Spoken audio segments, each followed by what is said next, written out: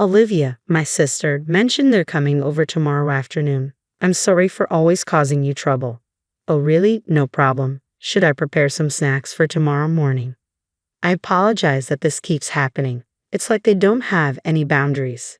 It's fine. I recently heard about a cute pastry place from a colleague. I'll go there to buy something. Aaron, my husband, is a 35-year-old office worker, 3 years older than me. We met at the office and got married later. He's always confident and a truly wonderful husband. He's such a nice guy and he is popular with the ladies. He is 178 centimeters tall and looks slim, with a well-proportioned face. It wouldn't be an exaggeration to say 100 out of 100 people would find him handsome. If he's good-looking and considerate, it's not surprising he is popular. However, it may be surprising that such a man married a tomboyish woman like me. Whatever age looks, especially his sisters, seem to feel strongly about this. Aaron, look, I got the recipe from my shop and made this myself. Wow, you cooked this. That's a surprise. You've never cooked before. Great job. Isn't this cool? I will enjoy it with Olivia later. Aaron, guess what? I've been getting a lot of praise at my new job. They say I'm good at what I do. Amelia, it sounds like things are going well for you. It's great that you're being recognized. You're doing an excellent job. The two sisters-in-law, Emma and Amelia, truly adore their brother, my husband. Even when they visit our house, they don't show much interest in me. It's tough with both of them always clinging to him and calling him Aaron. However, their deep trust and pride in him show how reliable he is. I found it in dealing with Olivia. Your bangs look weird. They're split in the middle. You should fix it. Really? Is it that noticeable? As the wife of my brother, you should look presentable. Wow, you're always so strict with looks. Afterwards, Emma kept pointing out how unsuitable. I stand by my husband, refusing to succumb to the sisters' attempts to force agreement. Despite their insistence, my kind and wonderful husband never once aligns with them. You two don't truly understand Olivia's good side, he always asserts with absolute conviction. Suddenly, Emma and Amelia, looking displeased, retreat home. I'm sorry for always putting you through this, Olivia. It's because I've spoiled them. My husband apologizes, as he often does. They always end up being rude to you. After her sisters depart, my husband offers his comforting presence, a consistent source of solace. That's the kind of husband he is, which is why he's so attractive, I muse inwardly. Furthermore, he excels in his career, showcasing remarkable talent week after week. The following week, we embark on a visit to his parents' house to celebrate my mother-in-law's birthday. A mere 15-minute drive separates our home from hers, with an MTA station and the city's main shopping area in between. For her birthday gift, we opt for a beautiful sweater. My active mother-in-law frequents the gym, enjoys dining out, and relishes travels with friends. During our shopping trip, my husband accompanies me, admiring the chosen garment. It looks lovely, he remarks, reinforcing his support and appreciation. When we gave her the present, she was thrilled. Thank you as always, Olivia. This is so lovely. My friends are throwing me a birthday party next week, and I'm thinking of wearing it then. It's great. We always appreciate you, Olivia. My mother-in-law and father-in-law always acknowledge and respect me greatly. When I decided to marry my husband and first met them, to be honest, the atmosphere was a bit awkward. Both of my in-laws seemed to have stiff expressions and I felt a distance, which made me uneasy. I later learned that my husband had once considered marrying another woman 8 years ago and had introduced her to his parents. However, her attitude towards her potential in-laws wasn't good, and it became clear through discussions that she was only interested in my husband's looks, and eventually the marriage was cut off. Therefore, initially, my in-laws were concerned that I might be another woman who was only interested in their son's appearance. However, after a while, my in-laws seemed to be reassured that I'm not interested only in his looks. Now, we have built a very good relationship. Aaron, you're here. Emma, who had just finished her part-time job, came home. Aaron, there is something. I want to tell you, I've decided to get married. Really? Congratulations, Emma. While I was surprised to hear about Emma's decision to get married, I noticed that my in-laws looked worried. She's going to marry a man from the restaurant where she worked part-time. He is 40, 12 years older than her. I thought my in-laws were concerned about the age gap, but they were actually worried that the man seems to have no savings. Despite their warnings, Emma insisted he is wonderful and kind, perhaps even resembling her brother, and that she can persuade him to start saving money. Even though Emma feels that everything is fine, it seems that the in-laws are not so easily convinced. My husband seemed to understand the situation and said, "Is that so, Emma? Is he a good person?" He listened intently to her story about him. 2 weeks later, my sister-in-law visited our apartment again. We had dinner ready for them since they were coming in the evening. As we all enjoyed dinner together, my husband said, "This hamburger steak is one of Olivia's specialties. It's so delicious, right?" I immediately reacted with apparent annoyance. "It doesn't seem like a big job. I can cook this too. Don't act like you're a good chef, Olivia." Exactly. Making hamburger steak is too easy. Despite this, the topic turned to Emma's impending marriage. "Emma, don't you think it's a bit too soon? Haven't you only been dating for 2 months? Maybe you could take a bit more time to get to know each other better," my husband suggested. Emma, usually obedient to him, grew angry.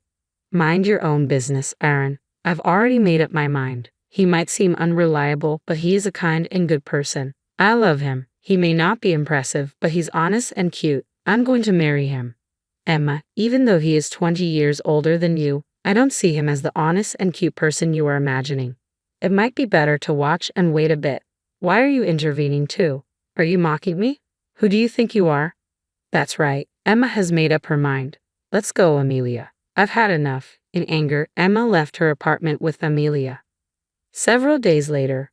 "Amelia, I've come up with something interesting." "What is it?" "Remember last time when Olivia started to act like a big sister?" It seemed Emma was still angry about the advice that I've given her about her marriage. Emma's interesting idea was, one day, I stopped at an ATM on my way home from work. There was a credit card left at the ATM. The card belonged to someone named Isabella Smith, coincidentally having the same surname as me, Smith. A sticker with the PIN number was attached, making the card easily usable by anyone. As I learned to turn it into the police, I constantly ran into my sister's in-laws on my way. "Hey Olivia, are you on your way home right now?" Emma asked. "Yes, I am. It's rare to see you here," I replied. "Olivia, I'm really hungry. Can you treat us to some food?" Emma requested. I was very surprised. This was so unlikely of her. "Really? Of course I would. Let me check with Aaron. Just wait a moment." When I sent a message to Aaron, he replied saying he'd be late and told me to go ahead. "What are you in the mood to eat?" I asked. "I'd like some pasta," Emma said. "Me too. I want pasta," Amelia chimed in. Following their request, the three of us headed to a fancy Italian restaurant. Emma ordered pescatelle and Amelia ordered bolognese. I ordered carbonara. We talked about my husband while eating, enjoying hearing stories of how he protected them from bullies and helped them with their studies. Our pasta arrived, and as we were eating and chatting, suddenly Amelia exclaimed, "Oh, I'm sorry." Some of her bolognese sauce had splashed onto my white shirt, leaving a big stain. "Olivia, you might want to go to the restroom to clean that stain," Emma suggested.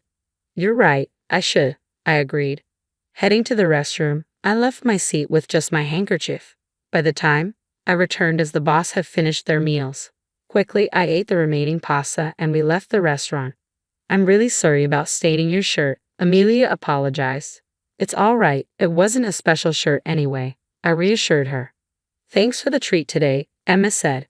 "You're welcome. It was really fun hearing stories about Aaron. Let's do it again," I suggested. "Yeah, let's. See ya. Take care," they bid farewell. It was so happy to finally have a proper conversation with my sisters-in-law. However, I completely forgot about the credit card I had collected at the ATM. Turns out, Emma had gotten a hold of it. "That was so easy. That stupid woman, she's so clueless," Emma remarked. "It's not like I wanted her to treat us to a meal. She really should have noticed. She said the shirt wasn't special, right? Well, it didn't look expensive. Also, she has a card made under the fake name Mia," Amelia added. "Really? That's suspicious. People say you can judge a book by its cover." "Hey, what if she was a criminal?" Emma pondered. Their aim was not a dinner together, but my credit card. Specifically, Emma wanted to use my card to pay for an extravagant honeymoon. However, I did not have a credit card. But that evening, Emma booked her honeymoon to Hawaii using the card. I discovered it was an extravagant plan involving a stay at a luxury hotel. The following month, I heard from Aaron that Emma got married without the ceremony and left for her honeymoon. Emma kept talking about marriage, but I thought she was just dreaming. I wonder if she is alright. I have a feeling there's something off about her partner. While having dinner with my husband, I got a call from Emma. As soon as I answered, I heard an extremely excited voice say, "Thanks for the $30,000 gift." "Wait, Emma, aren't you on your honeymoon in Hawaii?" I asked. "That's right, I'm calling from Hawaii right now," she exclaimed. "Sounds like you're having fun, but what do you mean by a $30,000 gift? I paid for this entire animal with your credit card, so you will have to cover the church," Emma revealed. "What do you mean? I used your credit card to pay for everything," she confessed. "What? I don't have a credit card," I exclaimed. "Huh? I thought this card was yours," Emma replied, confusion evident in her voice. After a while, Emma returned from her honeymoon. She was questioned by Aaron and the in-laws for the details, and she eventually spilled the beans. According to Emma, she wanted to go on a honeymoon and also wanted to get back at me for interfering in her marriage. She thought it would be a good idea to pay for the honeymoon using my credit card. She had plotted beforehand, unbeknownst to me, and using the excuse of treating me to a meal, she stole the credit card from my bag. However, the credit card was not mine. Emma committed a crime by unauthorized use of a stranger's credit card, spending $30,000 in total. This is a serious issue. We contacted the credit card company and tried to negotiate a settlement with the owner. Surprisingly, the credit card owner turned out to be our relative, Isabella. Considering the family relationship, we thought the settlement would go smoothly. However, this particular relative was quite eccentric. For some reason, she had a grudge against my mother-in-law and was not someone who would easily forgive us. Together with my in-law's husband and Emma, we visited Isabella's house to apologize. I deeply apologize for what Emma has done. Of course, we will immediately return the $30,000. Isn't this an unauthorized card usage? Doesn't she know that this is a serious crime? Of course, Emma always acts without thinking of the consequences, and this time she used $30,000. We are truly sorry. Give me a reason why I shouldn't go to the police. Forgive her. We're family, right?